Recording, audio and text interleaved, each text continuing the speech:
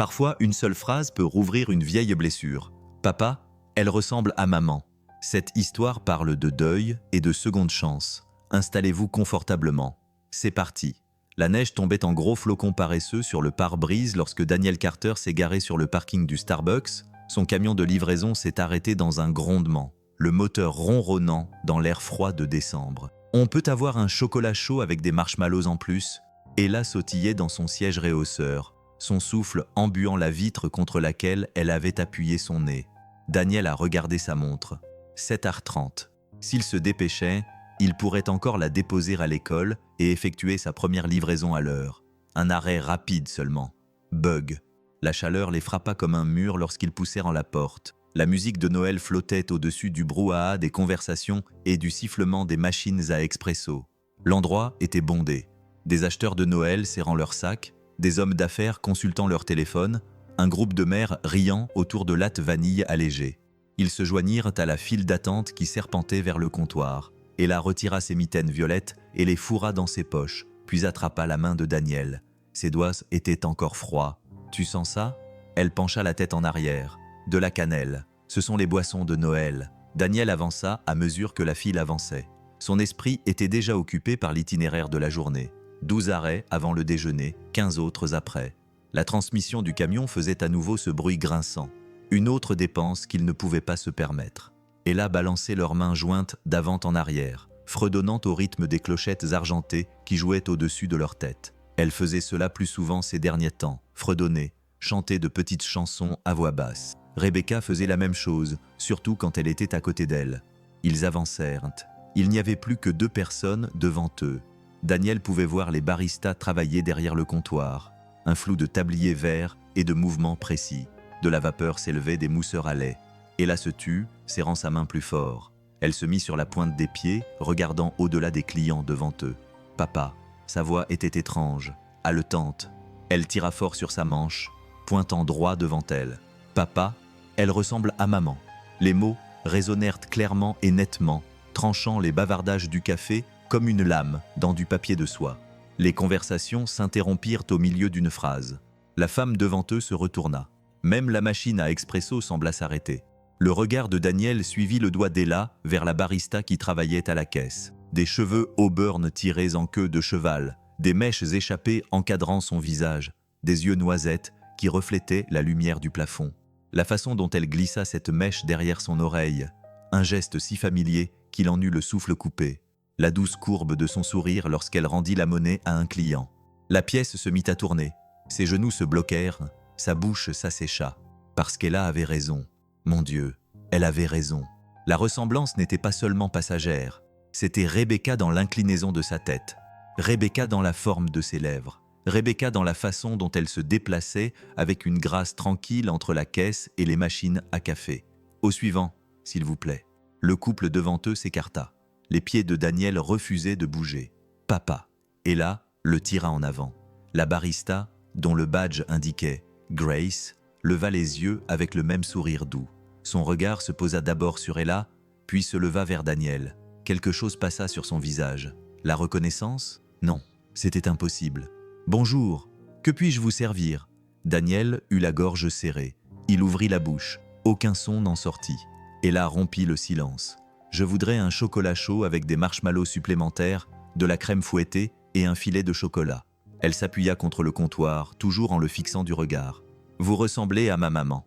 Elle est au paradis. Le sourire professionnel de Grace vacilla.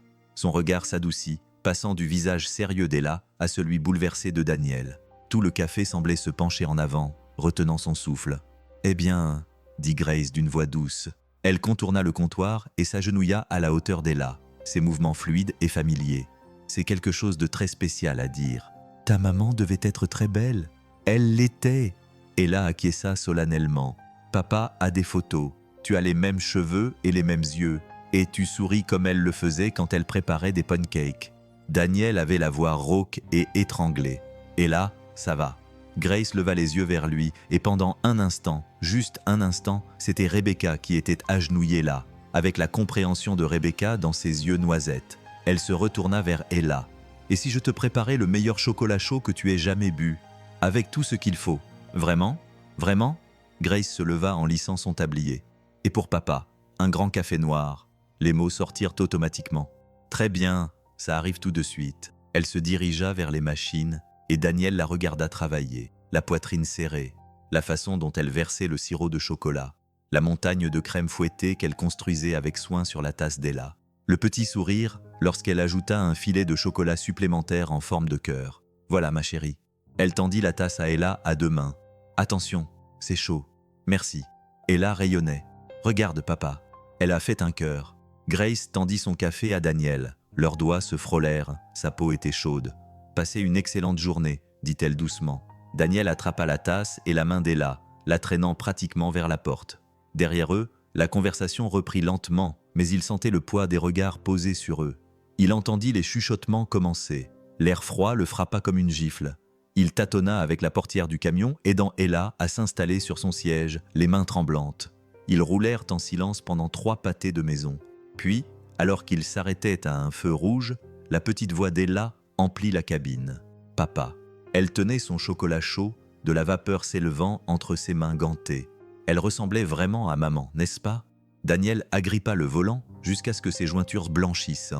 Dans le rétroviseur, il aperçut ses propres yeux hantés. « Oui, ma puce », dit-il d'une voix cassée. Elle lui ressemblait. Le camion de livraison vrambissait sous lui, les colis empilés à l'arrière, mais Daniel remarqua à peine les changements de poids familiers lorsqu'il prit le virage vers Maple Street. Ses mains bougeaient en pilote automatique. Clignotant, virage, vérification des rétroviseurs, tandis que son esprit restait prisonnier de ce Starbucks, entendant la voix d'Ella encore et encore. Elle ressemble à maman. Un klaxon retentit.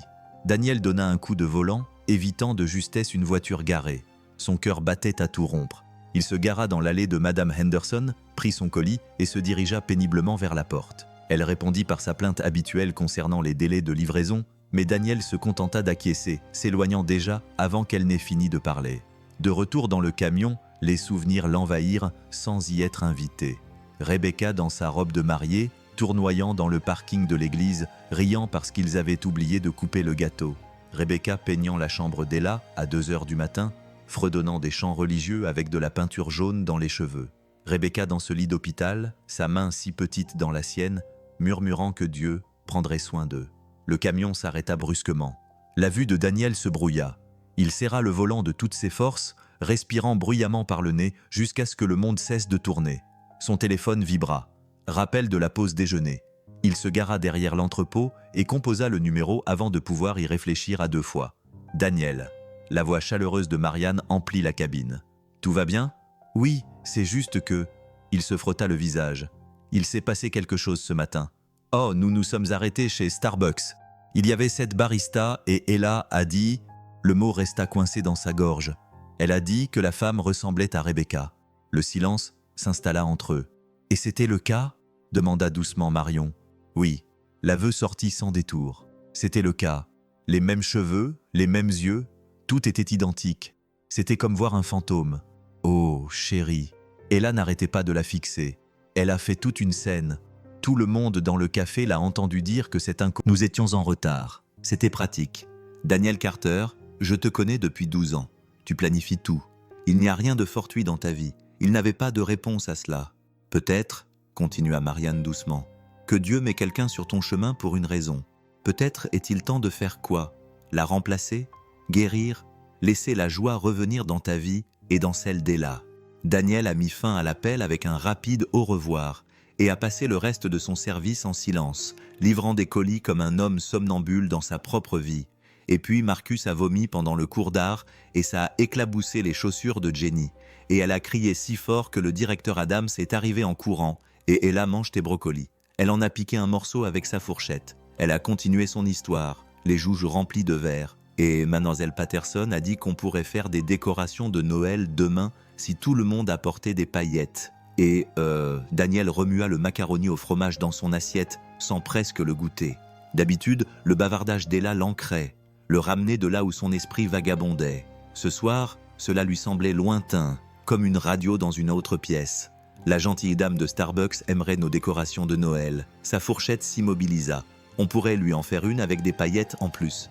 Ella repoussa son assiette et sortit sa boîte de crayons de couleur. « Je vais la dessiner. Tu dois finir ton dîner. Je n'ai plus faim. » Elle était déjà penchée sur une feuille de papier, la langue tirée en signe de concentration. Daniel la regardait travailler. Elle commença par dessiner des nuages blancs et cotonneux en haut de la page. Puis, une silhouette aux cheveux blonds et vêtue d'une robe triangulaire. Des ailes poussaient dans son dos. « C'est maman au paradis », expliqua Ella sans lever les yeux. Ensuite, elle dessina une autre silhouette au niveau du sol. Des cheveux auburn, un tablier vert, un grand sourire. Et c'est la dame de Starbucks. Elle ajouta une petite silhouette entre elles. Des nattes brunes, une robe rose. Et c'est moi.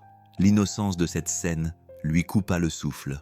Dans le monde d'Ella, sa mère et cet inconnu pouvaient coexister paisiblement, séparés seulement par des nuages. « Tu vois, papa, elles ont toutes les deux le même sourire. » Il s'éclaircit la gorge. « C'est l'heure du bain. Mais je n'ai pas fini, ma puce. » Elle barbota dans la baignoire pendant qu'il s'asseyait sur le couvercle fermé des toilettes, s'assurant qu'elle utilisait bien du savon. Ensuite, en pyjama, les cheveux humides sentant le shampoing à la fraise, elle grimpa dans son lit et tapota l'espace à côté d'elle. Une histoire? Laquelle? Celle de la princesse et du dragon. Il la raconta de la même manière que Rebecca le faisait, avec des voix et des effets sonores qui firent rire Ella dans son oreiller. Lorsqu'il eut terminé, elle lui saisit la main avant qu'il ne puisse se lever. « Papa. »« Oui, ma puce. On peut revoir la dame de Starbucks ?» Son cœur se serra. « Peut-être demain. On verra. Elle était gentille. Elle m'a fait un chocolat chaud spécial. Je sais. Et elle n'a pas ri quand je lui ai dit qu'elle ressemblait à maman. La mère de Marcus aurait ri. » Daniel repoussa ses cheveux de son front. Ce geste était automatique, répété 1000 fois au moment du coucher. « Bonne nuit, ma puce. Bonne nuit, papa. Je t'aime plus que tout au monde. » Cette phrase le frappa comme un coup physique. La phrase de Rebecca. Elle la disait tous les soirs, et maintenant, Ella la reprenait comme une petite torche dans l'obscurité. Il a fermé doucement la porte de sa chambre et s'est dirigé vers le salon, les jambes tremblantes.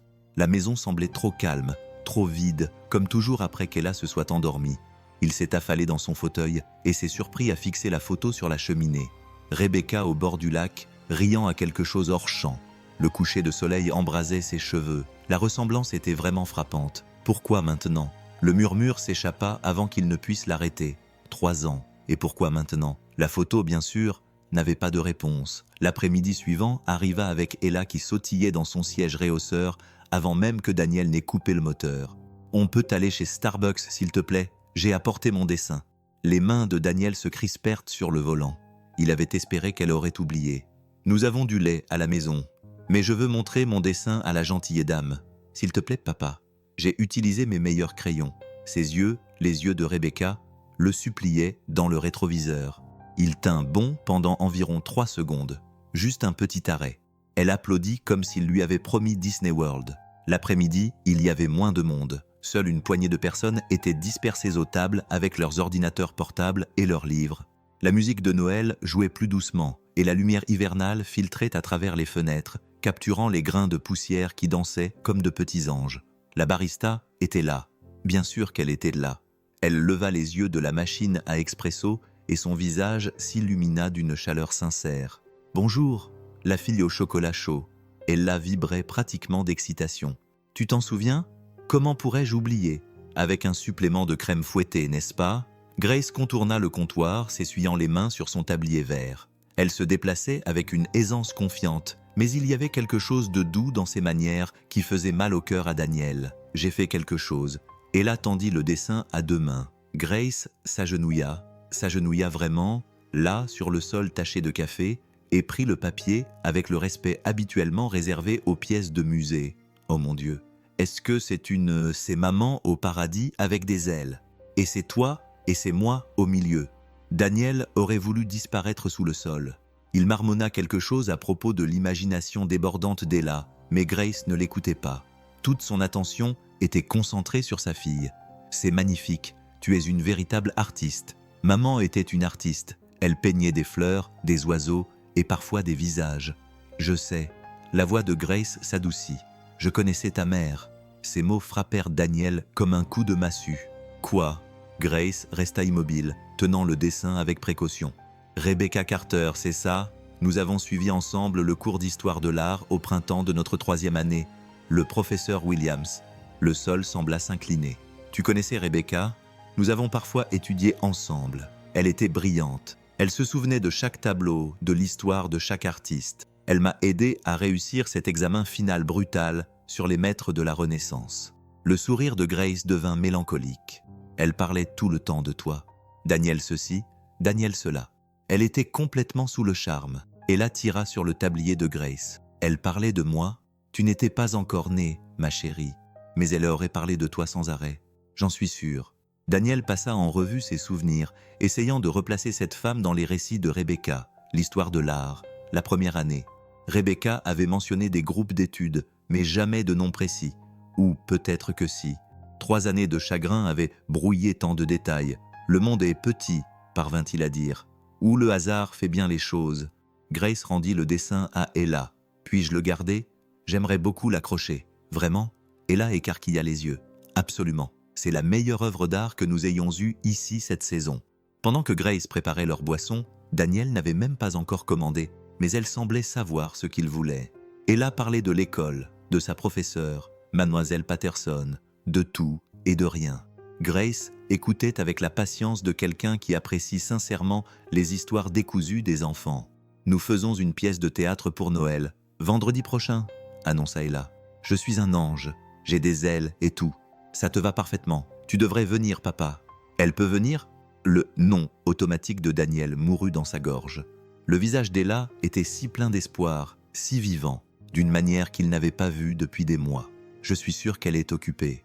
J'adorerais venir, » dit Grace en lui tendant son café. Leurs doigts se frôlèrent. « Si ça ne te dérange pas, s'il te plaît, papa. » 2 pères Dieu, l'une noisette, l'autre héritée de Rebecca, attendaient sa réponse. « Bien sûr, c'est à 18h30, à l'école primaire Maplewood. » Le sourire de Grace aurait pu alimenter tout le quartier commerçant. « Je serai là. » Ils partirent, et là marchant à reculons, agitant la main jusqu'à ce que Grace disparaisse de sa vue. Ce soir-là, Daniel était allongé dans son lit, fixant la rotation paresseuse du ventilateur de plafond.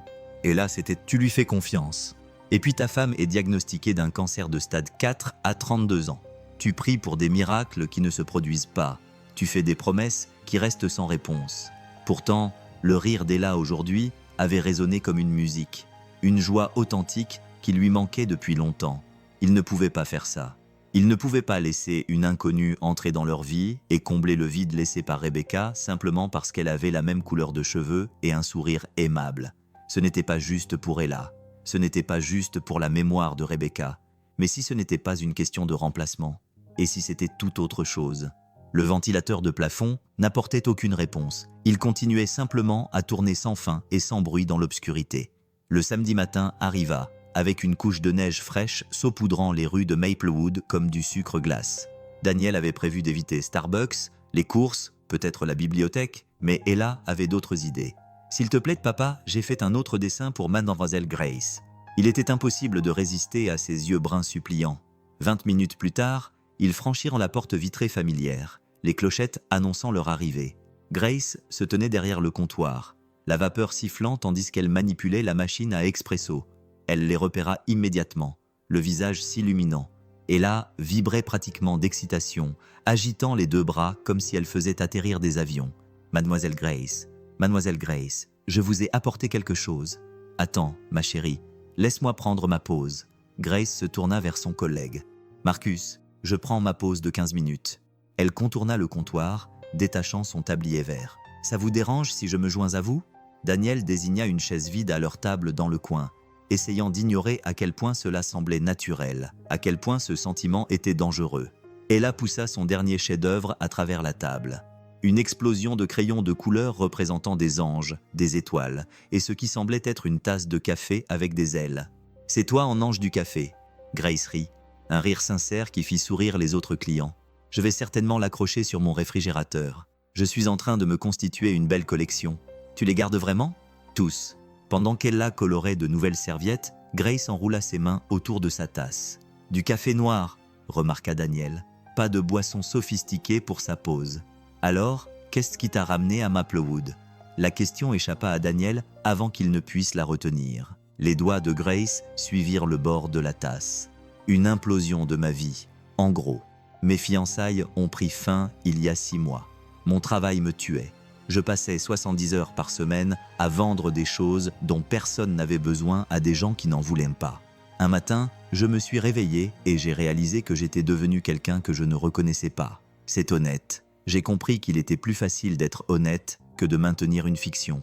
Elle a glissé une mèche de cheveux auburn derrière son oreille. De plus, Maplewood est mon chez-moi. Ou plutôt, était.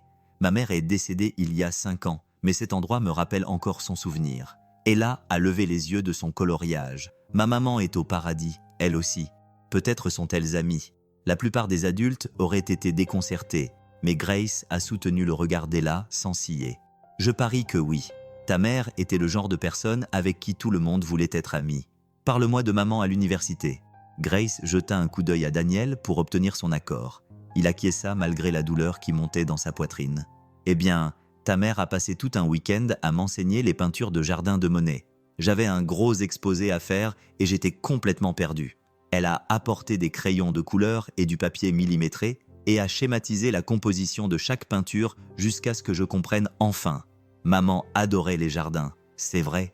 Elle disait que les jardins étaient la preuve que Dieu était un artiste. Daniel eut un haut le cœur. Rebecca avait répété ces mots des centaines de fois. « Quoi d'autre » demanda Ella. Elle apportait des biscuits faits maison à chaque session d'études, des snickerdoodles. Elle disait que son ingrédient secret était le zeste d'orange. Ella sautillait. C'est elle qui m'a appris ça. Elle chantait aussi tout en étudiant, doucement, à voix basse, surtout de vieux hymnes. Amazing Grace. Daniel pouvait l'entendre maintenant. La voix de Rebecca flottant depuis leur chambre pendant qu'elle corrigeait des copies. Ce souvenir était comme un couteau entre ses côtes. Il remarqua que d'autres clients les observaient. Madame Patterson de la pharmacie, Tom de la quincaillerie, le veuf Carter et sa fille qui discutaient avec le nouveau barista. Il pouvait pratiquement entendre les commérages bouillonner. Le minuteur de Grace sonna sur son téléphone. Retour au travail, littéralement. En se levant, elle sortit un stylo de la poche de son tablier et griffonna sur une serviette. Mon numéro, au cas où Ella voudrait partager d'autres dessins ou si vous avez besoin de quoi que ce soit. Daniel mit la serviette dans sa poche en marmonnant « Merci ». Grace serra doucement l'épaule d'Ella avant de retourner à son poste. Ils finirent leur boisson dans un silence confortable, Ella fredonnant tout en coloriant. Daniel observait Grace travailler, efficace et aimable avec chaque client, mais son regard ne cessait de croiser le sien. Ce soir-là, la campagne d'Ella commença sérieusement autour d'un plat de spaghettis et de boulettes de viande. « On peut inviter Mademoiselle Grace à l'église demain ?»« Non, pourquoi pas ? On ne la connaît pas assez bien, mais elle connaissait maman. » Cela n'empêcha pas Daniel de chercher des mots qu'une enfant de 6 ans pourrait comprendre. Ce n'est pas parce qu'une personne semble gentille qu'on l'invite dans notre vie. Mais elle est gentille, et elle se sent seule. Elle a dit que sa maman était au paradis et que son petit ami était méchant avec elle. Elle n'a pas dit qu'il était méchant. Quitter quelqu'un, c'est méchant. Ella transperça une boulette de viande avec conviction. On devrait l'inviter pour le repas de Noël. Absolument pas. Pourquoi, Ella ? Ça suffit. Elle a croisé les bras, la lèvre inférieure en avant dans une moue qui rappelait Rebecca. Maman l'inviterait. Les mots sont restés suspendus entre eux comme un défi. Daniel a ouvert la bouche, l'a refermée, puis a simplement dit « Mange tes légumes ». Ella a boudé pendant le reste du dîner, ne se réveillant que pour l'histoire du soir. Mais alors que Daniel l'abordait, elle a fait une dernière tentative. « Mademoiselle Grace est triste. Nous sommes tristes. Peut-être qu'ensemble, nous pourrions ne plus être tristes. Bonne nuit, petit ange. » Ce n'est pas une réponse. Bonne nuit.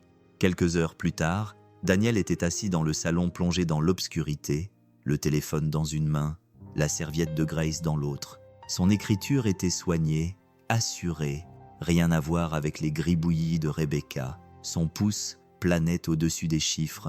Que pourrait-il bien dire ? Merci d'avoir fait sourire ma fille. Merci d'avoir fait ressurgir des souvenirs que j'ai passé 3 ans à essayer d'enfouir. Merci de ressembler à ma femme décédée, mais de ne lui ressembler en rien. L'écran du téléphone s'est éteint, le temps imparti étant écoulé. Il l'a mis de côté, la serviette toujours serrée dans son autre main. À travers la fenêtre, la neige recommençait à tomber, douce et silencieuse. L'auditorium de l'école primaire sentait la cire pour parquet et le punch aux fruits. Daniel se tortilla sur sa chaise pliante en métal, le programme serré dans ses mains. Les parents se pressaient autour de lui, appareil photo prêt. Les plus jeunes frères et sœurs s'agitaient. Elle sera le troisième ange à partir de la gauche, murmura-t-il pour lui-même, scrutant la scène où des enfants déguisés en draps s'agitaient derrière le rideau. « Daniel, dit-il en se retournant. » Grace se tenait dans l'allée, la neige fondant encore dans ses cheveux auburn, les joues roses à cause du froid. « Tu es venu ? Je t'avais promis. » Elle désigna le siège vide à côté de lui. « Je peux m'asseoir ?» Il se déplaça, captant son parfum. Vanille et café, rien à voir avec le parfum de lavande de Rebecca. Les lumières s'éteignirent. Madame Henderson, la professeure de musique, souhaita la bienvenue à tout le monde avec une gaieté bien rodée. Le rideau s'ouvrit en grinçant, révélant une crèche bancale et des étoiles en papier d'aluminium suspendues à des fils de pêche. Marie et Joseph entrèrent en traînant les pieds, suivis par des bergers tirant des moutons en peluche. Puis vinrent les anges. L'auréole en guirlande d'éla était de travers, ses ailes tordues à cause des combats de lutte en coulisses. Elle scruta le public, le visage crispé par la concentration. Lorsqu'elle aperçut Grace, tout son corps s'illumina. Elle fit de grands signes, manquant de laisser tomber sa harpe en carton. « Troisième ange à gauche, tu sors de ton personnage, » murmura Grace. Daniel se surprit à sourire. Chaque année, la pièce avançait tant bien que mal. Des répliques oubliées. Malgré tout, Ella n'arrêtait pas de jeter des coups d'œil à Grace, sa joie rayonnant au-delà des feux de la rampe. Pendant Silent Night, lorsque tous les enfants chantèrent ensemble, Daniel remarqua que Grace s'essuyait les yeux. « Ça va ? Juste des trucs de famille. Les fêtes, c'est compliqué. » La fin arriva avec une rapidité providentielle. Les parents éclatèrent en applaudissements. Ella rompit immédiatement les rangs, battant des ailes en descendant précipitamment les marches. Elle ignora complètement Daniel et se jeta dans les bras de Grace. « Tu es venu. Tu es vraiment venu. Je n'aurais manqué ça pour rien au monde, mon ange. » Daniel resta planté là, mal à l'aise, tandis que les autres parents se faufilaient devant lui, certains observant la scène avec curiosité. Ella s'agrippa à la main de Grace, l'entraînant vers la table des biscuits, bavardant à propos des catastrophes en coulisses. « Merci, » dit Daniel doucement, en se mettant à marcher à côté d'elle. « D'avoir tenu parole. » Bien sûr. Ils récupérèrent le manteau et le sac à dos d'Ella dans sa classe. Dehors, la neige avait cessé de tomber, laissant Main Street d'un blanc immaculé sous les lampadaires. Ella sautillait entre eux, toujours vêtue de ses ailes d'ange par-dessus son manteau d'hiver. « Mademoiselle Grace, vous devriez voir notre sapin de Noël. Papa, laisse-moi mettre toutes les décorations en bas. » « C'est un choix, » défendit Daniel. « Ce n'est pas de la paresse. » Bien sûr, ils marchèrent lentement, l'énergie d'Ella s'estompant peu à peu après l'excitation de sa performance. Au coin où Grace devait tourner vers son appartement, elle s'arrêta. Mon père aurait détesté cette soirée. Les mots lui vinrent soudainement, sans détour. Daniel s'arrêta, Ella continuant à fredonner devant lui. Il croyait qu'il fallait rester entre soi, selon ses propres mots. Grace regarda Ella tourner dans la neige. Je l'ai appris à mes dépens quand j'ai ramené Marcus à la maison. Titulaire d'un MBA de Harvard, il avait créé sa propre entreprise technologique et faisait du bénévolat au centre pour jeunes. Mais tout cela n'avait plus d'importance dès lors que papa avait vu la couleur de sa peau. Daniel resta silencieux, conscient du poids de cette histoire non racontée. Au début, Marcus était patient. Il disait qu'on ferait changer d'avis à papa, mais après 2 ans de portes claquées et de lettres renvoyées, elle a baissé les bras. Marcus a fini par demander pourquoi il devrait se marier dans une famille qui n'accepterait jamais ses enfants. Je ne pouvais pas lui en vouloir de partir. C'est ton père qui y perd. On ne s'est pas parlé depuis 4 ans. Il habite à 40 minutes de chez nous et on est des étrangers. Elle donna un coup de pied dans un morceau de glace. Ce soir, en regardant toutes ces familles réunies, je me demande parfois si je ne suis pas défectueuse, comme s'il y avait quelque chose de fondamentalement mauvais chez les gens qui ne peuvent pas garder leur famille. Ce n'est pas... Je sais à quoi ressemble la solitude, Daniel. Je la vois dans tes yeux chaque matin quand tu commandes ton café. La vérité me fit mal.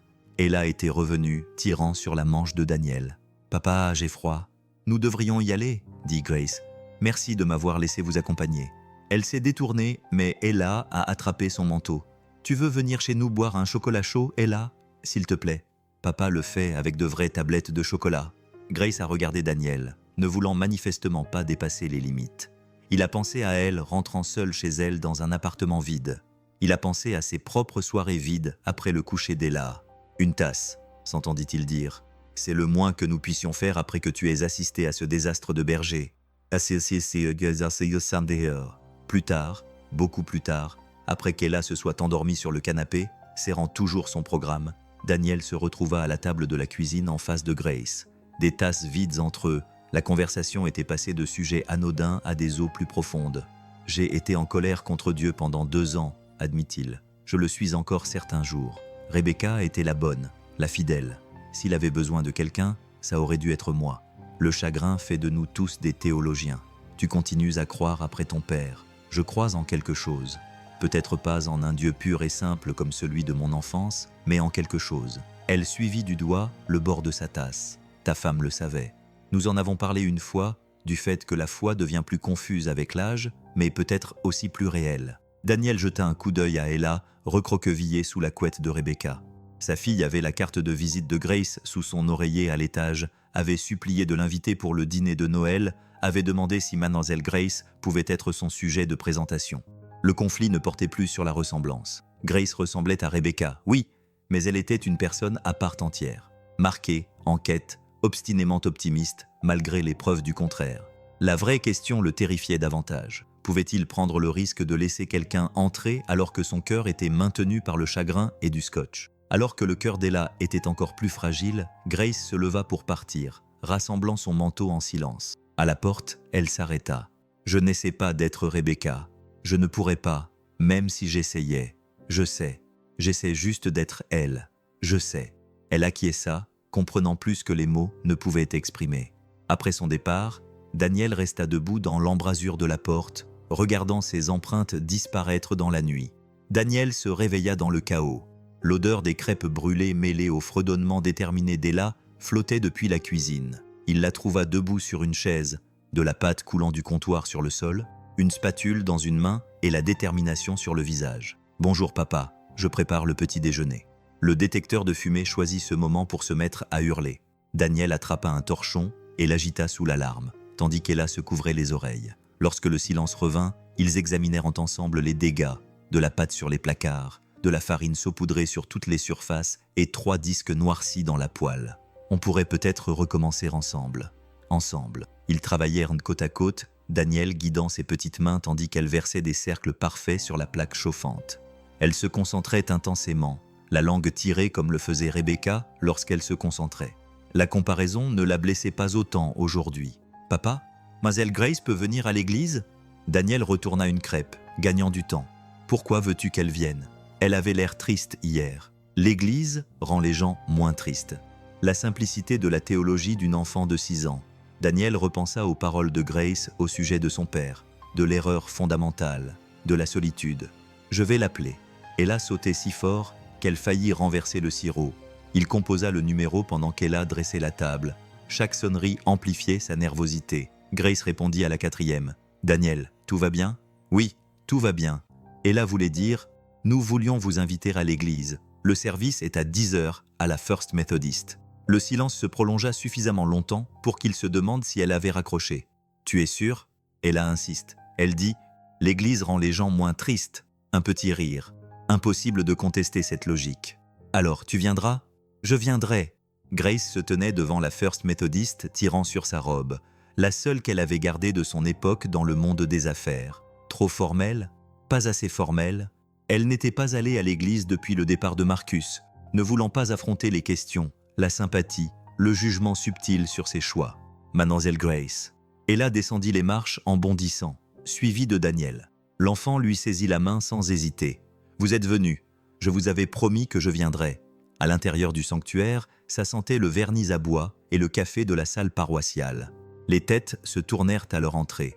Daniel Carter était enfin de retour avec sa fille et une femme qui lui ressemblait étrangement. « Ne fais pas attention à eux, » murmura Daniel. « C'est le syndrome des petites villes. » Ils s'assirent 3 rangées derrière. Ella était entre eux.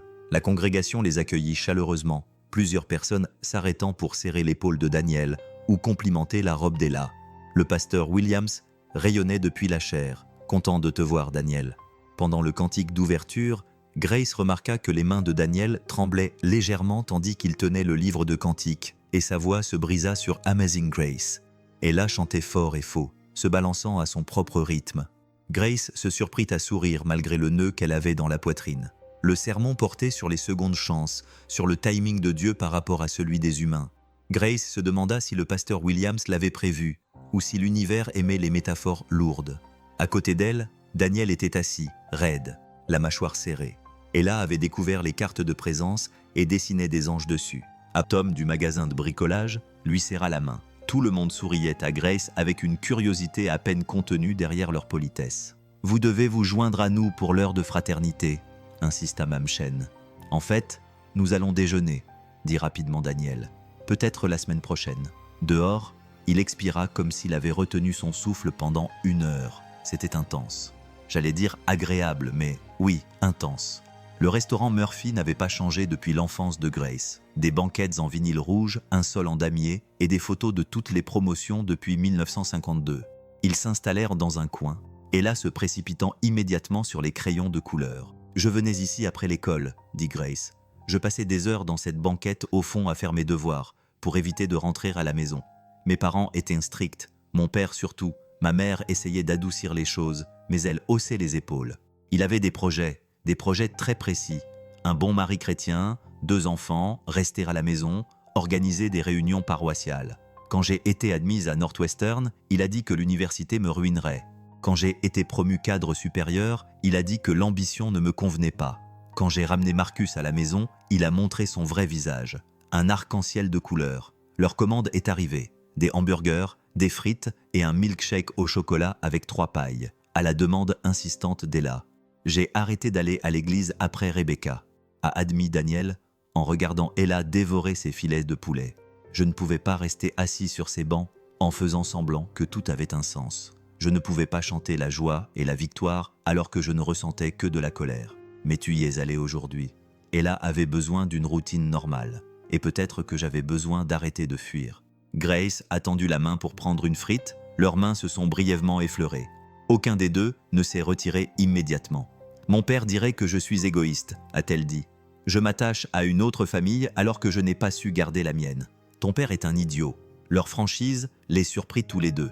Ella leva les yeux de son coloriage. Papa a dit un gros mot sur quelqu'un. Parfois, il est normal d'appeler les choses par leur nom. Ce soir-là, après le départ de Grace, Ella étala son nouveau dessin sur la table basse. 3 bonhommes allumettes se tenaient sous un arbre triangulaire décoré de cercles, sans doute des ornements. Elle les avait soigneusement étiquetés.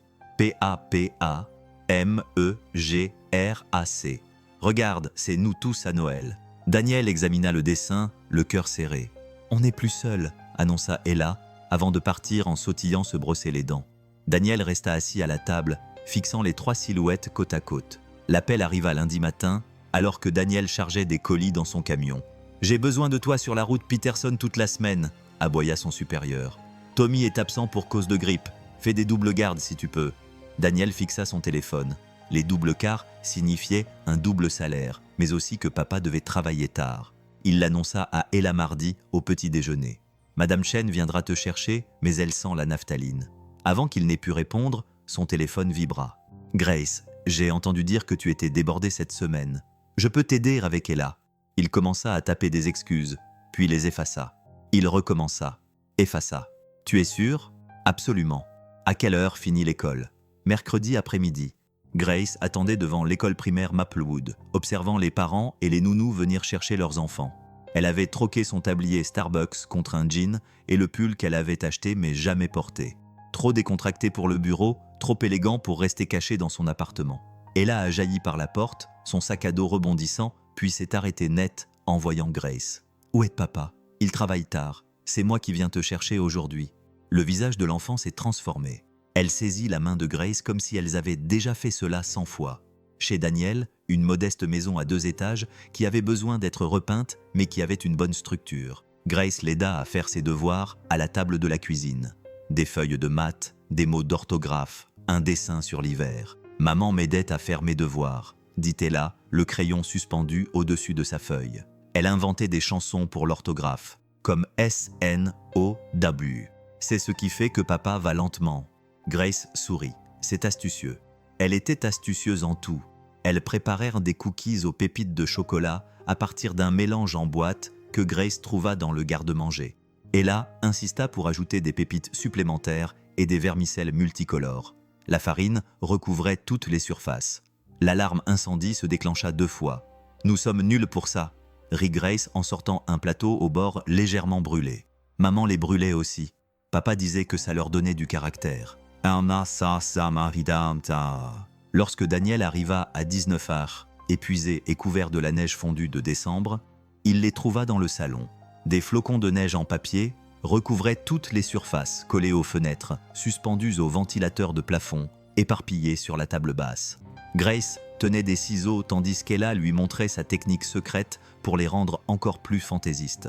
Il resta debout dans l'embrasure de la porte, les clés encore à la main, observant les gestes animés de sa fille et l'attention patiente de Grace. La maison semblait vivante, chaleureuse d'une manière qui n'avait rien à voir avec le chauffage. « Papa, regarde ce qu'on a fait !» Ella brandit un flocon de neige asymétrique avec plus de trous que de papier. « C'est magnifique, ma chérie. Grace dit qu'on peut faire des guirlandes demain. Elle peut venir demain ?» Il croisa le regard de Grace. Elle avait tiré ses cheveux en arrière, une trace de fleurs encore sur la joue. « Si elle veut. » Jeudi, ce fut la même chose. Vendredi, Grace avait préparé le dîner. Rien d'extraordinaire, juste des spaghettis et une salade. Mais Daniel était presque ému de ne pas avoir à cuisiner. « Tu joues de la guitare », dit Grace après le dîner, en désignant la guitare acoustique qui prenait la poussière dans un coin. « Avant, papa jouait tout le temps pour maman », intervint Ella. Des chansons d'amour, des chants religieux et des chansons idiotes sur les lapins. Les chansons sur les lapins étaient tes préférées. « Joue quelque chose », l'encouragea Grace. Cela faisait des années. Il prit donc la guitare, ses doigts retrouvant les frettes familières malgré le temps écoulé. Les premières notes furent hésitantes, mais sa mémoire musculaire prit le relais. Un vieux cantique que Rebecca adorait. Puis quelque chose de plus léger, Ella fredonnant en chœur. Grace regardait depuis le canapé, le regard doux. « Tu devrais jouer à l'église », dit-elle. « Peut-être. » Mais il continua à jouer jusqu'à ce qu'Ella s'endorme contre l'épaule de Grace. Le samedi matin arriva, frais et lumineux, parfait pour le marché de Noël de Maplewood. La place de la ville se transformait chaque année en décembre. Des tentes blanches, des lumières scintillantes, des vendeurs proposant tout et n'importe quoi, des crèches sculptées à la main aux gâteaux aux fruits suspects. Ils marchèrent ensemble, mais pas tout à fait ensemble. Et là entre eux, montrant tout du doigt. Daniel lui acheta un bonnet tricoté avec des bois de renne. Grace trouva une décoration en bois en forme de flocons de neige. « Pour ta collection ?» dit-elle à Ella.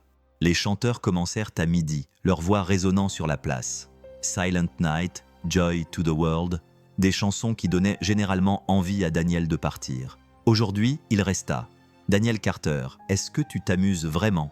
Madame Patterson, de l'église, se tenait à proximité, son mari à ses côtés, les observant avec un intérêt à peine dissimulé, tout en montrant le marché à Grace. « Comme c'est merveilleux, vous formez tous les trois un si joli tableau. » Après son départ, Daniel marmonna. « Les ragots commencent à circuler. » Qu'ils circulent. Ils achetèrent du cidre chaud au stand luthérien, échangeant des regards complices lorsque le vendeur ajouta un peu plus de chaleur dans les tasses des adultes. Ella découvrit le zoo pour enfants et insista pour nourrir chaque chèvre 2 fois. « Elle est heureuse », observa Grace en regardant Ella glousser, tandis qu'un agneau lui mordillait les doigts. « Plus heureuse qu'elle ne l'a été depuis des années. Toi aussi. » Il envisagea de le nier, puis se ravisa. Le trajet du retour eut lieu alors que l'après-midi touchait à sa fin. Ella s'endormit au bout de 5 minutes. Le samedi suivant arriva avec de la neige fraîche et l'estomac noué de Daniel. Grace avait parlé toute la semaine de la soirée communautaire. Son projet, son bébé, sa façon de rendre à Maplewood ce qu'elle lui avait donné. Du chocolat chaud gratuit, des jouets pour les enfants qui en avaient besoin, des musiciens locaux. Elle avait transformé le Starbucks en un lieu magique. « Papa, dépêche-toi, on va être en retard !» Ella sautillait près de la porte. Coiffée de son bonnet de reine, acheté au marché et vêtue d'une robe verte qui, selon elle, la faisait ressembler à une elfe. Ça ne commence que dans 1 heure. Mais Grace a besoin de notre aide pour tout installer. C'était vrai. Daniel le savait. C'est ce qui l'effrayait. La facilité avec laquelle ils étaient devenus son système de soutien. La facilité avec laquelle elle était devenue le leur. Le Starbucks brillait dans le crépuscule de décembre. Grace avait accroché des guirlandes lumineuses partout, autour des fenêtres, au plafond, autour du comptoir, des flocons de neige en papier. Ella poussa un cri en reconnaissant les siens, qui décoraient toutes les surfaces. Une petite scène occupait le coin où se trouvaient habituellement les tables. « Tu es venu ». Grace est apparue derrière une pile de jouets donnés, vêtue d'un tablier sur lequel était écrit « Chef des lutins » en lettres scintillantes. Ella serait venue seule si j'avais refusé. « Je l'aurais fait », a confirmé Ella, qui avait déjà attrapé un tablier que lui tendait Grace. « Quel est mon travail ?» Superviseuse des jouets. Je dois m'assurer que chaque enfant reçoive quelque chose de spécial. Daniel a aidé à déplacer les cartons, à disposer les chaises, à tester le vieux micro que quelqu'un avait donné. D'autres bénévoles sont arrivés. Des membres de l'église, des enseignants de l'école d'Ella, même M. Henderson, le grincheux de la quincaillerie, qui marmonnait à propos de l'esprit communautaire tout en s'amusant secrètement. À 18h, l'endroit était bondé. Les familles occupaient chaque recoin. Les enfants étaient collants de cacao et de biscuits. Les parents discutaient autour d'un café. La table des jouets attirait les foules. Ella dirigeait les opérations avec l'autorité sérieuse d'une enfant de 6 ans. « Cet ours en peluche serait parfait pour toi », a-t-elle dit à un enfant timide. « Il a besoin de beaucoup de câlins. » Ah, Grace s'occupait du bar à café, se souvenant des commandes de chacun, faisant en sorte que tout le monde se sente pris en compte. Daniel la regardait naviguer dans le chaos avec une joie sincère, croisant parfois son regard à travers la pièce, lui faisant un clin d'œil. La musique a commencé à 19h. Madame Chen, de la bibliothèque, au piano, le quatuor de jazz du lycée, un chanteur de gospel de la First Baptist qui a fait pleurer tout le monde avec « Oh Holy Night ». « C'est ton tour », dit Grace en apparaissant à côté de Daniel pendant une pause entre deux morceaux. « Quoi ? Je t'ai inscrit. Juste une chanson, Grace. »« Non, s'il te plaît, pour moi. » Elle a apparu, lui tirant la main. « S'il te plaît, papa, joue la chanson que tu as jouée pour maman. » La foule remarqua la discussion et se mit à applaudir avant même qu'il ait accepté. Grace lui mit sa guitare dans les mains. « Je n'ai pas joué depuis des années, alors commence maintenant. » Le chemin vers la scène lui a semblé interminable. Le tabouret a craqué quand il s'est assis. Le micro a capté sa respiration nerveuse. La foule s'est calmée, dans l'attente. Ses doigts ont trouvé l'accord d'ouverture de Silent Night, l'arrangement que Rebecca avait tant aimé. Simple, dépouillé, honnête. Sa voix s'est brisée sur la première ligne, mais il a continué. Silent Night, Holy Night. Le café était complètement silencieux. Même la machine à expresso semblait s'être arrêtée. Sa voix, rauque à force de ne pas être utilisée, mais pleine d'une authenticité brute, emplit l'espace. Les parents serrèrent leurs enfants contre eux. Grace se tenait près du comptoir, une main pressée contre sa poitrine, les larmes coulant librement sur ses joues. Sleep in heavenly peace. La dernière note resta suspendue dans l'air. Personne ne bougeait. Puis quelqu'un a commencé à applaudir et tout le monde s'est joint à lui, le son l'enveloppant comme une absolution. Il a quitté la scène en titubant et s'est précipité dans les bras d'Ella. « C'était magnifique, papa. » Avant qu'il n'ait pu répondre, Ella a attrapé le micro qu'il avait abandonné. « Attendez, je veux dire quelque chose. » La foule s'est retournée, charmée par la petite fille dans sa robe d'elfe. « Bonjour tout le monde. Je m'appelle Ella Carter. Voici mon papa, et là-bas, c'est Grace. » Elle désigna Grace. Grace se figea, les yeux écarquillés. Grace m'aide à faire mes devoirs, elle fait des cookies avec moi, elle vient à l'église avec nous, et elle est aussi jolie que l'était ma maman. Daniel fit un pas en avant, mais Ella n'avait pas fini. Ma maman est partie au ciel quand j'étais petite, et j'étais très triste, papa était très triste, et elle nous manquait beaucoup. Mais ensuite, nous avons rencontré Grace dans ce Starbucks, et elle ressemble à maman. Mais ce n'est pas maman, c'est Grace. Et ça va, parce que... Ella s'interrompit, réfléchissant intensément. Parce que Grace nous rend à nouveau heureux. Elle est comme ma deuxième maman. La foule éclata en applaudissements. Pas des applaudissements polis, mais une émotion sincère. Certaines personnes pleuraient d'enthousiasme. Grace a couvert son visage de ses deux mains. Daniel a rejoint Ella, l'a prise dans ses bras et l'a serrée fort pour mémoriser cette sensation. « Ça allait ?»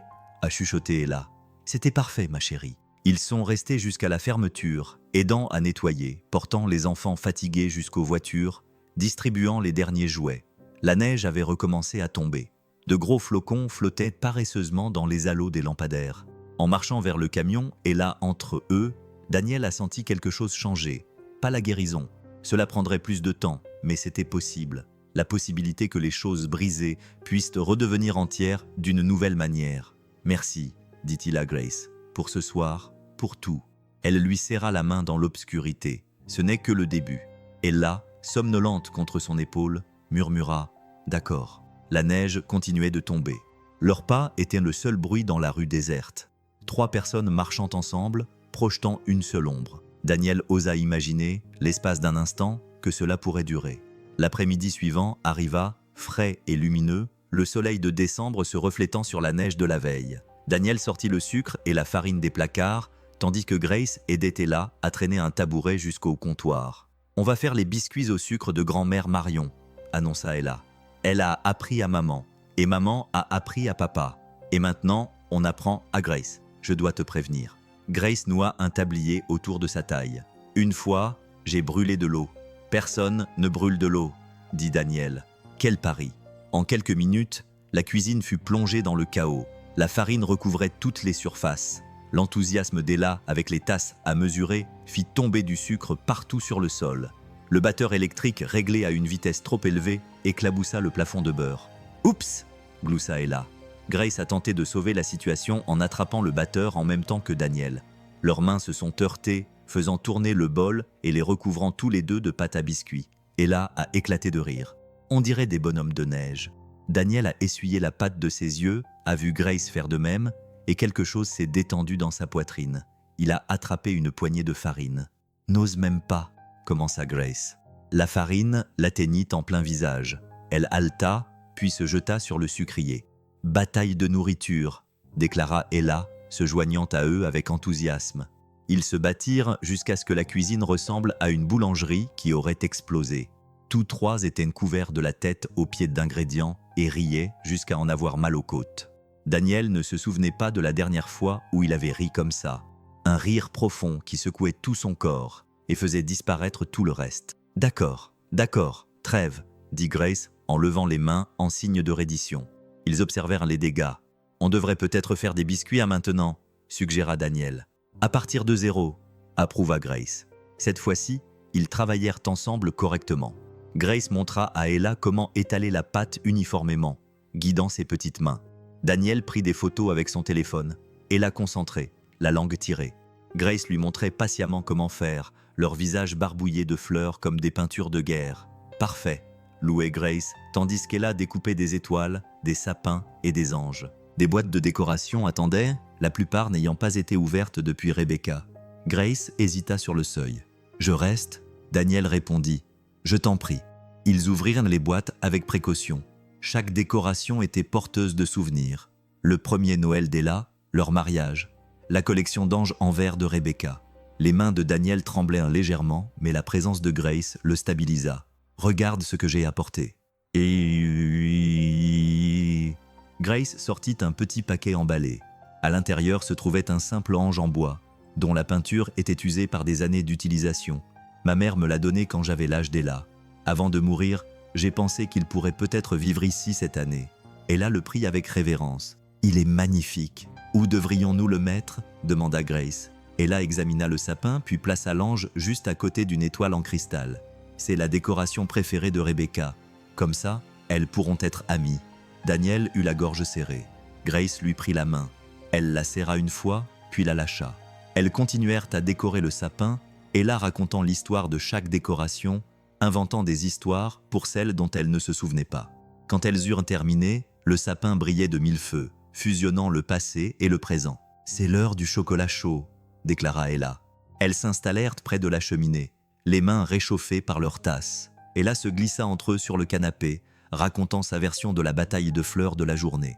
Ses mots ralentirent progressivement, la fatigue la rattrapant. « Grace, marmonna-t-elle, tu resteras pour l'histoire du soir, si ton père est d'accord ?» Daniel acquiesça.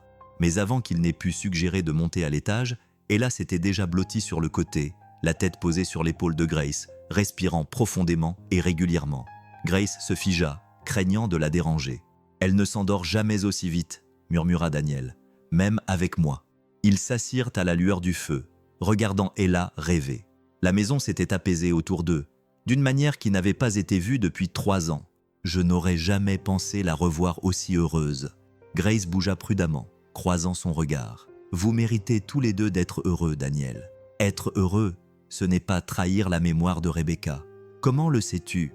Parce que la Rebecca que tu as décrite aurait voulu cela.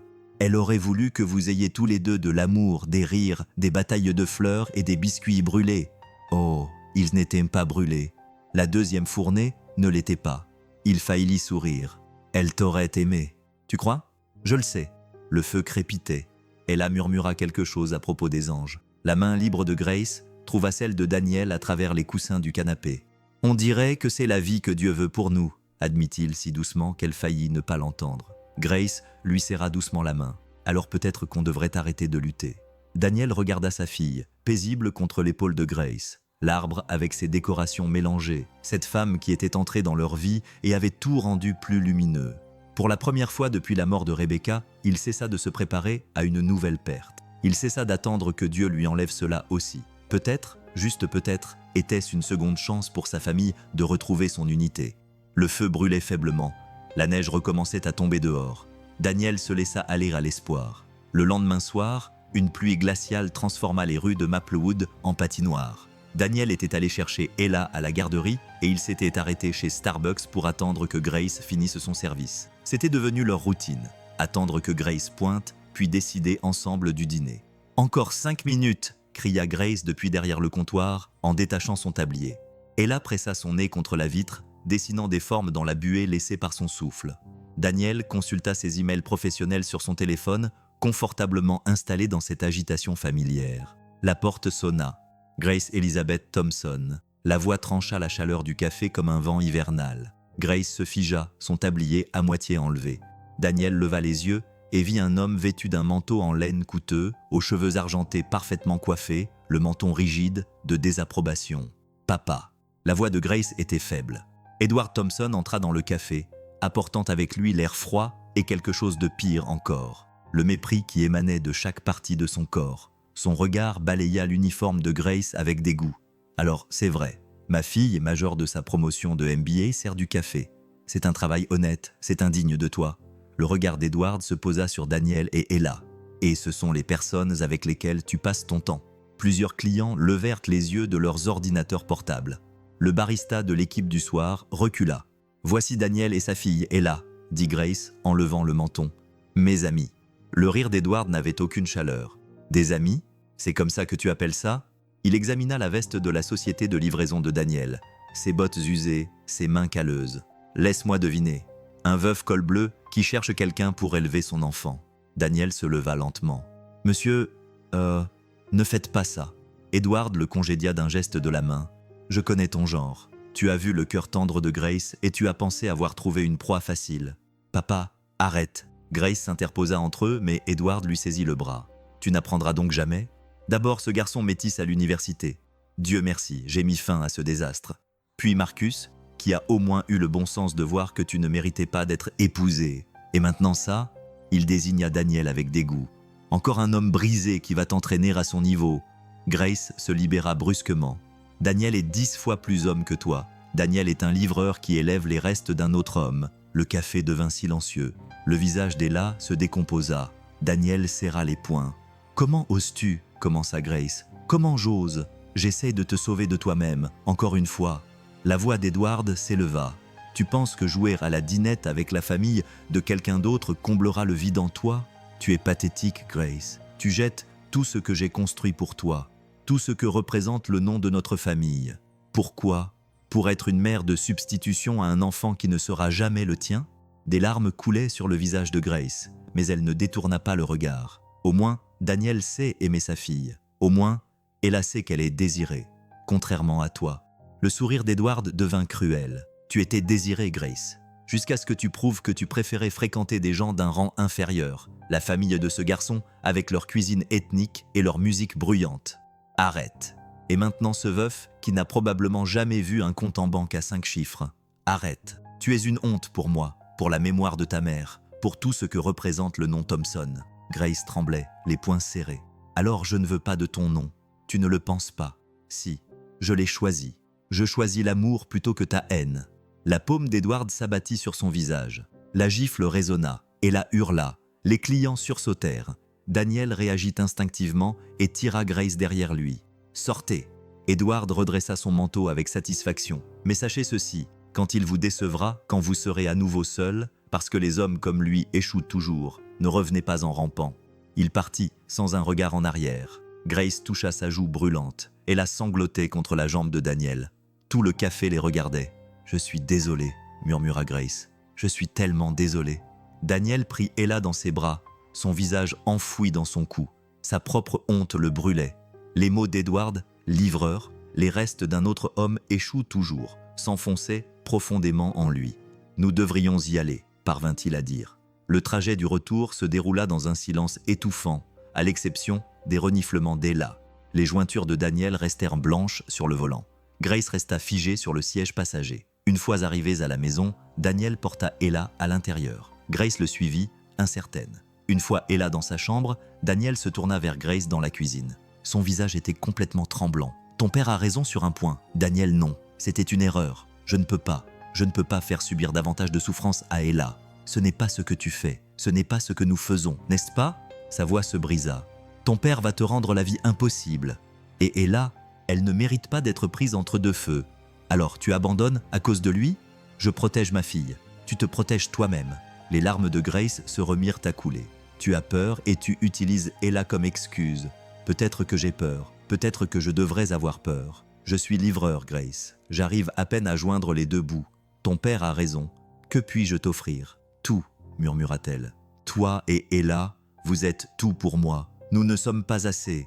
Nous ne serons jamais assez. Il vaut mieux que tu restes loin de nous. » Ils se retournèrent et virent Ella en pyjama, serrant contre elle ses dessins de Grace. « Tu pars ?» demanda-t-elle à Grace. « À cause de moi ? Parce que je ne suis pas assez bien ? Non, ma chérie. » Grace s'avança vers elle. Ella courut vers sa chambre et claqua la porte. Grace regarda Daniel, dévastée. « C'est ce que tu choisis. Elle croit qu'elle n'est pas digne d'être aimée. Va-t'en, Daniel. S'il te plaît, va-t'en. » Grace partit, les larmes coulant sur ses joues. Daniel entendit sa voiture démarrer, s'éloigner, disparaître. Il s'effondra sur une chaise de cuisine, la tête entre les mains.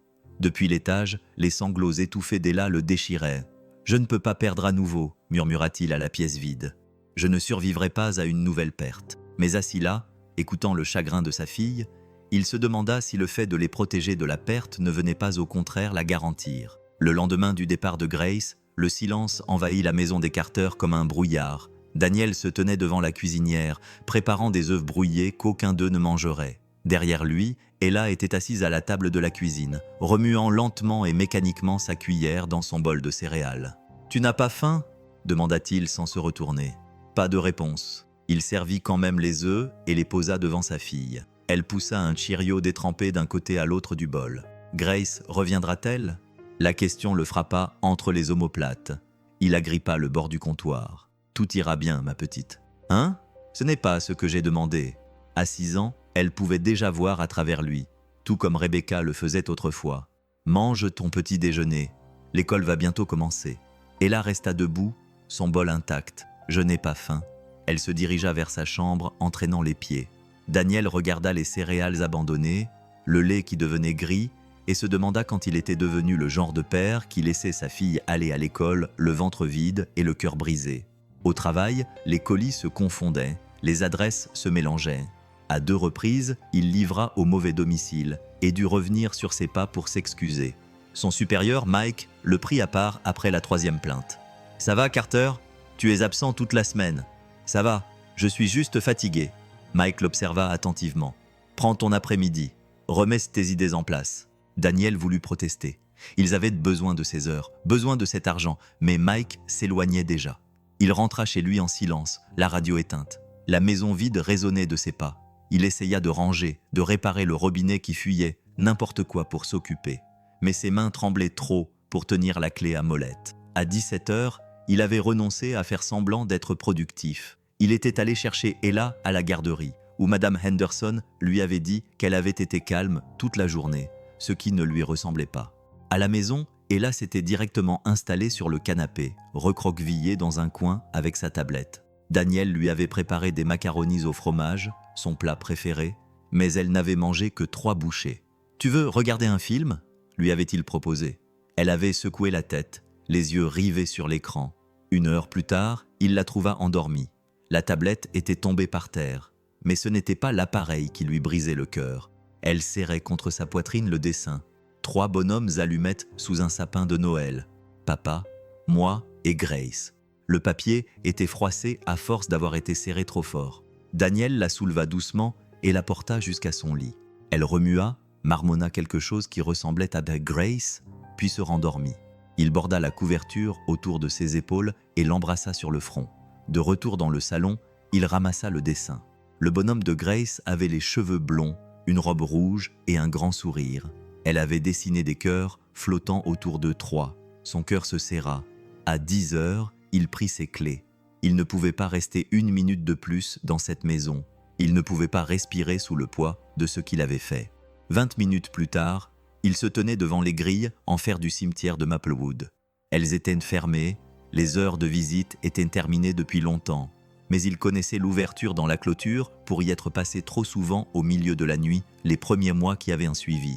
La pierre tombale de Rebecca se trouvait sous un chêne dont les branches nues griffaient le ciel de décembre. Il n'était pas venu ici depuis plus d'1 an.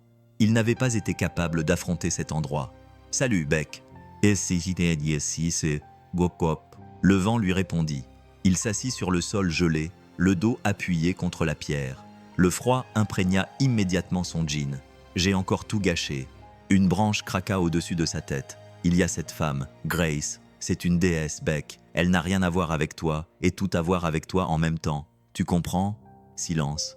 Ella l'adore. Elle l'appelle sa deuxième maman. Et moi, je l'ai laissée entrer. Je les ai laissées entrer toutes les deux. Et puis j'ai tout gâché parce que je suis un lâche. Sa voix se brisa. Son père a dit des choses vraies. Je ne suis qu'un livreur. Je suis brisé. J'arrive à peine à m'occuper d'Ella, alors de quelqu'un d'autre. Mais Grace se moquait de tout ça. Elle voulait juste, elle nous voulait, nous. Les larmes coulèrent alors, chaudes dans l'air glacial. Est-ce que je te trahis ? En la voulant ? En laissant Ella la vouloir ? Le chêne trembla sous une rafale de vent. Ou est-ce que je trahis Dieu en rejetant ce qu'il m'a envoyé ? Parce que c'est ce que pense Marion. Ta mère pense que Grace est une réponse à la prière. Ma prière, celle que j'étais trop en colère pour dire. Il pressa ses paumes contre ses yeux. J'ai été tellement en colère, Beck. Contre Dieu, contre toi qui es parti, contre moi-même qui n'ai pas été assez fort pour te sauver. Et maintenant, Grace est arrivée, et Ella rit à nouveau. Et je suis terrifié. Terrifié à l'idée de perdre à nouveau. Terrifié à l'idée de ne pas être à la hauteur à nouveau. Ses épaules tremblaient. Et si je la laissais tomber comme je t'ai laissé tomber ? Et si elle tombait malade ? Et si elle partait ? Et si ? Je me noie dans les « et si ». Et pendant ce temps, Ella est à l'étage, pensant qu'elle ne mérite pas d'être aimée. L'aveu lui arracha la gorge. Je suis en train de laisser tomber notre fille. J'ai tellement peur qu'elle souffre que c'est moi qui lui fais du mal. Le vent sifflait entre les pierres tombales. Au loin, un klaxon retentit.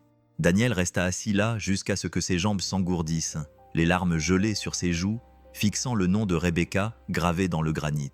Aucune réponse ne vint, aucun signe, aucune paix. Juste lui, la pierre froide, et la terrible possibilité qu'il ait gâché leur deuxième chance de bonheur parce qu'il était trop brisé pour croire qu'il le méritait. Grace n'avait pas dormi. Les murs de l'appartement se refermaient sur elle, emprisonnant la voix d'Edward Thompson dans son crâne. « Tu t'abaisses !» Un autre homme brisé, répétant les mêmes erreurs. Elle avait fait les 100 pas dans le petit salon jusqu'à 3 heures du matin, puis elle avait abandonné et s'était préparé un thé qu'elle n'avait pas bu. À 7 heures du matin, elle était assise à la table de la cuisine, fixant une photo sur son téléphone. Ella couverte de fleurs, Daniel riant en arrière-plan. Il y a 3 jours, une éternité. Son téléphone sonna. Papa. Elle le laissa sonner 2 fois, 3 fois, puis répondit « Grace Elizabeth Thompson ». Son nom complet, l'arme qu'il brandissait depuis son enfance. « Papa, j'ai réfléchi à la nuit dernière, à ton comportement. » Elle ferma les yeux. « Je veux que tu rentres à la maison aujourd'hui. Nous allons réparer le gâchis que tu as créé. » « Non !» Ce mot les surprit tous les deux. « Pardon ?» J'ai dit non. Tu es ridicule. Cet homme, cet enfant, ils ne sont pas à ta responsabilité. Tu dois penser à ta réputation. La réputation de qui ? La tienne. Ne prends pas ce ton. Mais j'ai 30 ans, papa. Quand est-ce que je pourrai vivre ma propre vie ? Quand tu arrêteras de faire des choix stupides. D'abord Marcus, maintenant ce veuf. Marcus était un homme bien. Il était noir. Dis-le. Il était noir et c'est pour ça que tu le détestais. La neige tombait en spirale paresseuse. Je ne les choisis pas plutôt que ma famille. Papa, je choisis l'amour plutôt que les préjugés, la foi plutôt que la peur. Je choisis la vie que Dieu veut pour moi, pas celle que tu as tracée. Dieu ne voudrait pas ça. Comment peux-tu savoir ce que Dieu veut ? À quand remonte la dernière fois où tu as prié pour autre chose que ton portefeuille boursier ? Elle inspira brusquement. Si tu quittes cette famille, je ne partirai pas. Si, tu partiras. Tu pars depuis que j'ai 12 ans et que j'ai demandé pourquoi nous n'invitions jamais la famille Martinez à dîner. Cette conversation est terminée. Si, elle est terminée.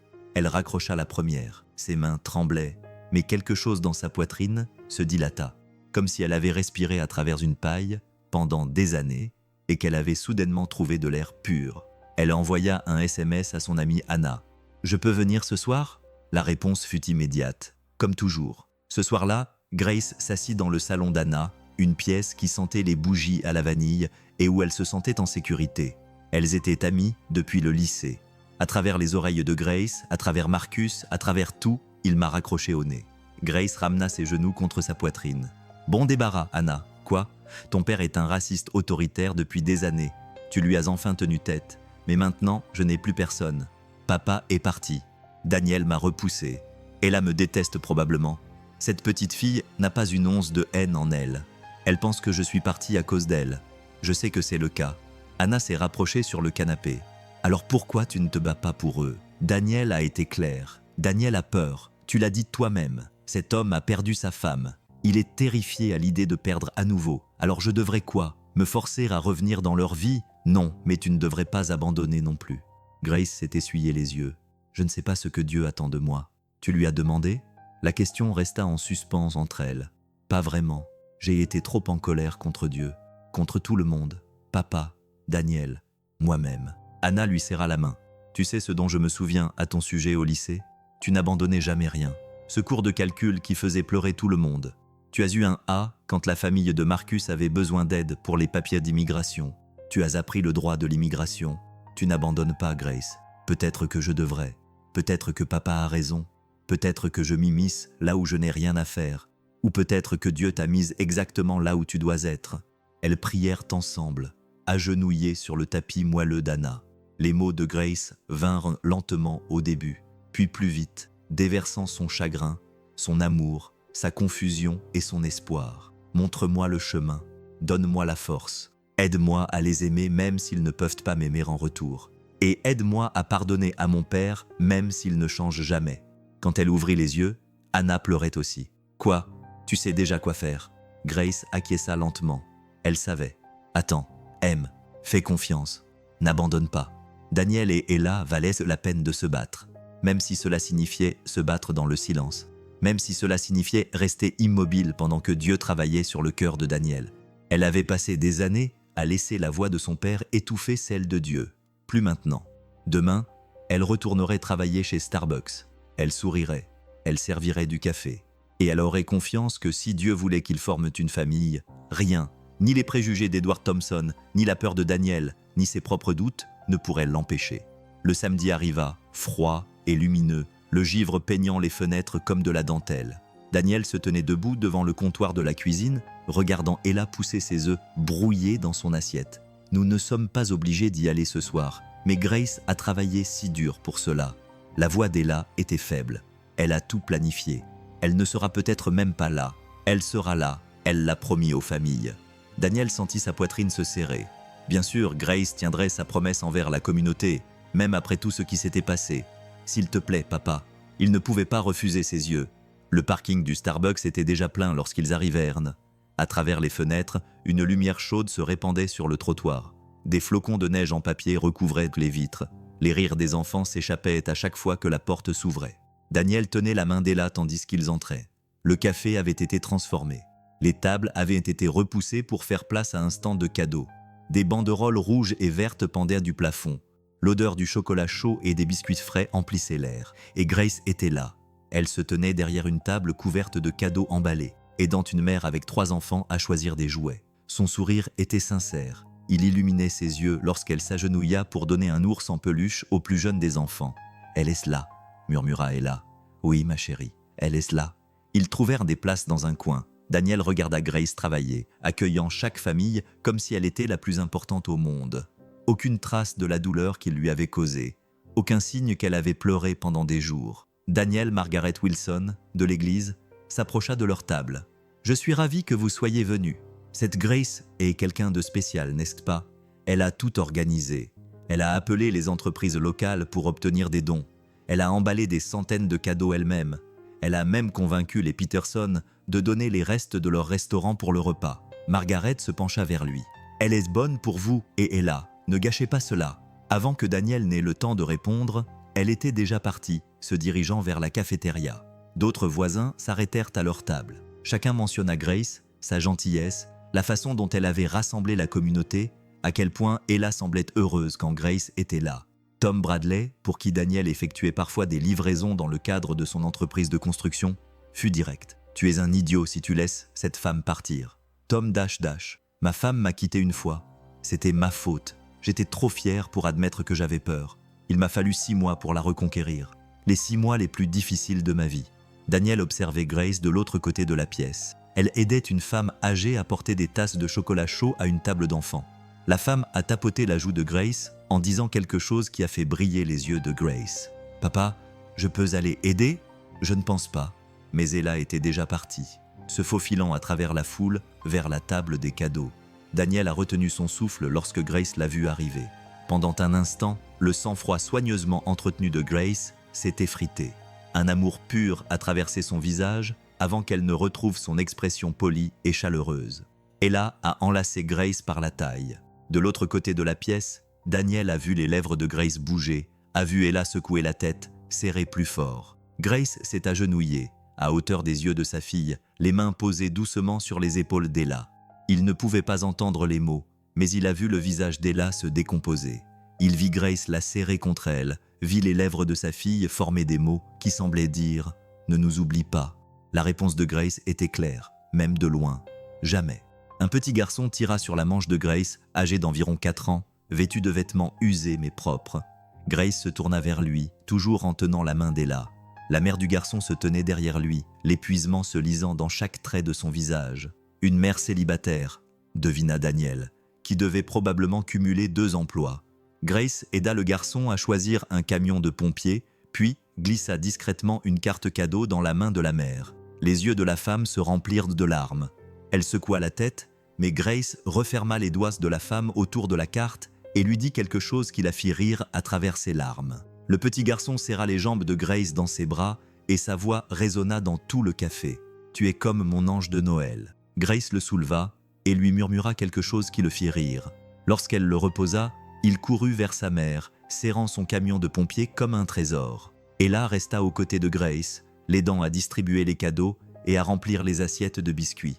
Elles se déplaçaient ensemble comme si elles faisaient cela depuis des années, naturellement, sans effort. Le téléphone de Daniel vibra. Un SMS de sa belle-mère qui avait vu les photos sur Facebook. « Vous avez l'air d'une famille tous les 3. » 3. Marianne avait déjà revendiqué passer le balai, tenir la pelle, empiler les chaises. Comme une danse, il connaissait tous les pas. « Merci d'être venu, » dit Grace doucement lorsqu'ils eurent terminé. Ella le voulait. « Merci d'être venu, » répéta-t-elle en le regardant directement cette fois-ci. Dehors, la neige avait commencé à tomber. Ella était déjà épuisée par la soirée. Grace les accompagna jusqu'au camion et aida Ella à attacher sa ceinture. « Grace », la voix d'Ella était pâteuse de sommeil. « Oui, ma chérie, tu ne nous oublieras vraiment pas ? Je ne pourrai jamais vous oublier, ni l'un ni l'autre. » Elle embrassa Ella sur le front et ferma doucement la portière.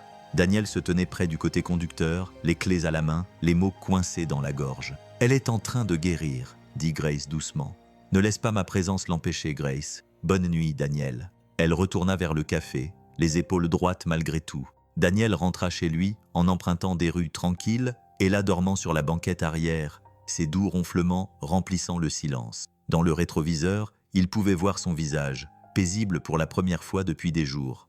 La seule personne qui repoussait Grace était lui-même. La seule personne qui brisait le cœur de sa fille était lui. La seule personne qui se dressait entre eux et le bonheur était assise derrière ce volant, le serrant comme une bouée de sauvetage, trop effrayée pour le lâcher et atteindre quelque chose de mieux. Rebecca serait tellement déçue de lui. Non, ce n'était pas vrai. Rebecca comprendrait cette peur, mais elle lui dirait ce qu'elle lui disait toujours quand il avait peur. La foi, c'est aller de l'avant, même quand on ne voit pas tout le chemin. Il s'engagea dans l'allée, porta Ella à l'intérieur et la borda dans son lit. Elle marmonna quelque chose à propos des anges, de la grâce et de Noël. Daniel s'assit sur le bord de son lit, la regarda dormir et prit une décision. Le réveillon de Noël arriva, froid et lumineux. Daniel se tenait devant le Starbucks, le cœur battant à tout rompre. À travers la vitrine, Il pouvait voir le café bondé pour la dernière soirée de la collecte de jouets. Grace se déplaçait entre les tables, son sourire n'atteignant jamais tout à fait ses yeux. « Tu es sûr de toi, papa ?» Ella lui serra la main. « Non, » répondit-il en lui serrant la main à son tour. « Mais on va le faire quand même. » La clochette tinta lorsqu'ils entrèrent. Grace leva les yeux, une lueur de surprise traversa son visage avant qu'elle ne se détourne, s'affairant autour de la machine à café. Daniel trouva le gérant et lui murmura sa requête. L'homme haussa les sourcils, mais acquiesça en tapotant l'épaule de Daniel. Ils attendirent pendant toute la soirée. Ella aida à servir les biscuits, restant près de Daniel cette fois-ci, jetant des regards langoureux à Grace. La foule était plus nombreuse que jamais. On aurait dit que la moitié de Maplewood s'était déplacée. Finalement, alors que la soirée touchait à sa fin, le gérant fit teinter une cuillère contre une tasse. « Mes amis, avant de fermer, quelqu'un a quelque chose à partager. » Daniel, le café se tut. Les jambes de Daniel tremblaient comme des feuilles lorsqu'il se dirigea vers le petit espace dégagé près du comptoir. Ella resta près de la porte, serrant son manteau. Il s'éclaircit la gorge une fois, 2 fois. « La plupart d'entre vous me connaissent mon histoire. » Sa voix se brisa dès les premiers mots. « Il y a 3 ans, j'ai perdu ma femme, Rebecca. Depuis, Il fit une pause, cherchant ses mots. Je survivais. Je ne vivais pas, je survivais. Quelqu'un renifla. Il ne put voir qui. Il y a quelques semaines, ma fille a dit quelque chose qui a fait taire tout le monde dans ce café. Elle a montré Grace du doigt et a dit qu'elle ressemblait à sa maman.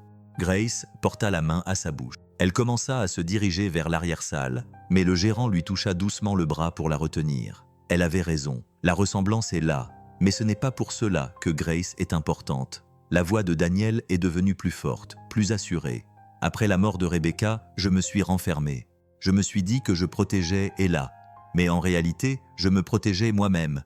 J'ai construit des murs si hauts que rien ne pouvait y pénétrer. Pas de joie, pas d'espoir, il a dégluti, pas d'amour. Le café était désormais silencieux comme une tombe. Même les machines à café semblaient retenir leur souffle. Puis Grace est entrée dans nos vies. Elle n'est pas entrée. Dieu l'a placée là. Et soudain, Ella a recommencé à rire, à dessiner. Elle avait dans les yeux une lumière que je croyais perdue à jamais. Ella les entra dans le salon où se trouvait un modeste sapin décoré d'ornements anciens et nouveaux. Grace tendit d'abord à Ella un paquet cadeau.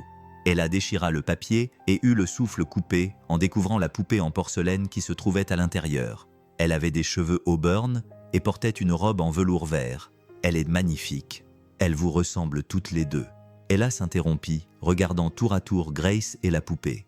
Les yeux de Grace se remplirent de larmes. C'est ce que j'espérais. À mon tour, Ella sortit un paquet bosselé enveloppé dans du papier cartonné. Je l'ai fait à l'école.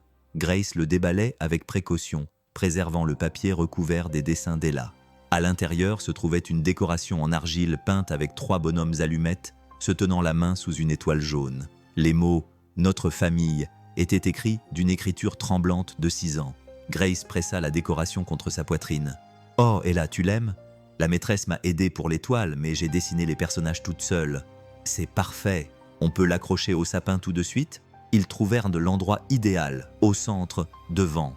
Daniel souleva Ella pour qu'elle puisse l'accrocher elle-même. « Voilà, » dit Ella. « Maintenant, c'est officiel. » Après les cadeaux, des livres pour Daniel, du matériel artistique pour Ella, une écharpe que Grace avait repérée au marché de Noël, ils s'habillèrent chaudement pour se rendre à la place du village. « Je peux courir devant ?» demanda Ella, déjà en train de sautiller. « Reste où on peut te voir. » Elle courut dans la neige, tournoyant en rond, attrapant des flocons de neige avec sa langue. Grace passa son bras sous celui de Daniel. « Merci, » dit-elle doucement. « Pourquoi ? Pour avoir été courageuse hier, pour avoir choisi l'espoir plutôt que la peur. C'est toi qui es courageuse, toi qui tiens tête à ton père, toi qui ne nous abandonnes pas. Nous sommes donc tous les 3 courageux. » La place du village bourdonnait de familles venues assister à l'illumination du sapin. Des stands de chocolat chaud fumaient dans l'air froid. Les enfants lançaient des boules de neige pendant que leurs parents discutaient. L'énorme sapin se dressait, sombre, au centre, attendant. Grace. Ils se retournèrent. Edward Thompson se tenait à 3 mètres, les mains dans les poches de son manteau. Son expression habituellement sévère avait laissé place à autre chose, pas tout à fait douce, mais moins dure. Grace serra le bras de Daniel. « Père !» Il lui fit un signe de tête, puis à Daniel. Il ne dit rien, mais ne détourna pas non plus le regard. Un progrès peut-être, ou du moins pas une régression. Nous devrions nous approcher, dit Grace, sans quitter son père des yeux. Elle hocha une fois la tête, reconnaissant sa présence sans chercher son approbation. Puis elle se tourna vers l'arbre, vers leur avenir. La voix du maire Harrison retentit dans les haut-parleurs. « Bienvenue, Maplewood, à notre illumination annuelle de l'arbre. Cette année, nous avons demandé à une famille spéciale d'appuyer sur le bouton. Daniel et Ella Carter et Grace Thompson, dont le service à notre communauté à travers le programme de sensibilisation Starbucks nous a tous touchés. » La foule s'écarta, les poussant vers l'avant. Ella leur prit les mains et les entraîna vers la plateforme où se trouvait l'interrupteur. « À 3, annonça le maire. 1, la foule se joignit. 2, 3. Ensemble, ils actionnèrent le levier. Le sapin s'illumina de 1000 feux. Des milliers d'ampoules blanches s'élevaient en spirale jusqu'à l'étoile dorée au sommet. La foule éclata en acclamations. Quelqu'un entonna « Oh, Holy Night !» Et bientôt, tout le monde chantait. Elle a fixé l'étoile, fascinée, dans la lueur des lumières, avec la neige qui tombait autour d'eux et toute la ville qui chantait. Elle murmura quelque chose si doucement que seuls Daniel et Grace l'entendirent. « Maman, tout va bien maintenant. Nous ne sommes plus seuls. » Daniel eut la gorge serrée. Grace lui serra la main plus fort. Ella les regarda, la neige dans les cils. Elle sait, n'est-ce pas? Maman sait que nous sommes heureux. Elle le sait, mon bébé. Daniel réussit à dire. Bien. Ella retourna regarder l'étoile. Je pense qu'elle nous a envoyé Grace, comme un cadeau de Noël qui a mis du temps à arriver. Grace émit un son entre un rire et un sanglot. Daniel les serra toutes les deux contre lui. Ce n'était pas un remplacement du passé. Rebecca ferait toujours partie d'eux, tissée dans leur histoire. C'était quelque chose de nouveau.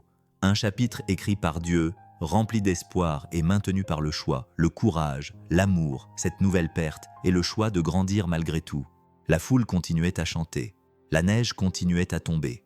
Et 3 personnes qui avaient été brisées de différentes manières se tenaient ensemble, les mains jointes, le cœur plein, enfin chez elles. Si vous avez aimé cette histoire, j'ai sélectionné une autre histoire qui vous plaira.